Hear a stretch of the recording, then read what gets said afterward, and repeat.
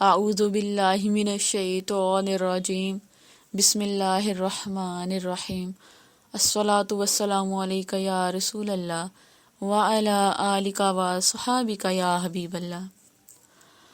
آج میں آپ لوگوں کو ان چیزوں کے بارے میں بتاؤں گی جن سے روزہ نہیں ٹوٹتا۔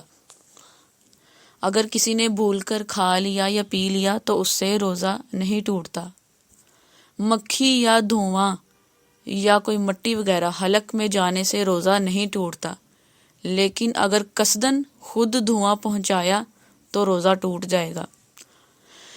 اگر کوئی دھونی، اگربتی، لبان وغیرہ سلگائی اور اسے منہ کے قریب کر کے دھویں کو قصدن ناک سے کھینچا تو روزہ ٹوٹ جائے گا۔ تیل یا سرما لگایا تو روزہ نہیں ٹوٹتا۔ اگر تیل یا سرمے کا مزہ حلق میں محسوس ہوا، بلکہ اگر تھوک میں سرمے کا رنگ بھی دکھائی دیتا ہو، جب بھی روزہ نہیں ٹوٹتا۔ بات کرنے سے ہونٹ جو ہیں وہ تھوک سے تر ہو گئے اور اسے پی لیا، یعنی اس تھوک کو نگل لیا تو روزہ نہیں ٹوٹتا، مگر ان باتوں سے احتیاط کرنی چاہیے۔ دانت سے خون نکل کر حلق تک پہنچا مگر حلق سے نیچے نہیں اترا تو روزہ نہیں ٹوٹے گا۔ صبح صادق شروع ہونے سے پہلے سحری کھانا شروع کیا اور کھاتے کھاتے صبح صادق شروع ہونے لگی۔ صبح شروع ہوتے ہی نوالا اگل دیا تو روزہ نہیں ٹوٹے گا، اور اگر نوالا نگل لیا، اگر نوالا کھا لیا تو روزہ ٹوٹ جائے گا۔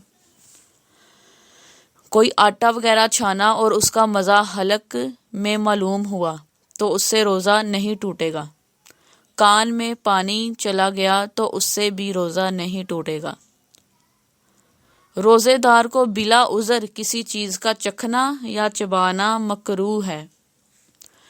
تل یا تل کے برابر کوئی چیز چبائی اور وہ تھوک کے ساتھ حلق میں اتر گئی تو روزہ نہیں ٹوٹے گا، لیکن اگر اس کا مزہ حلق میں معلوم ہوا تو روزہ جاتا رہے گا۔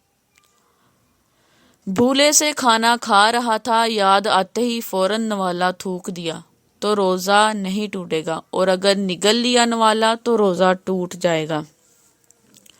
جنابت کی حالت میں صبح کی، بلکہ اگر سارے دن بے غسل رہا تو روزہ تو صحیح ہو جائے گا، مگر اتنی دیر تک قصدن غسل نہ کرنا کہ نماز قضا ہو جائے، یہ گناہ اور حرام ہے۔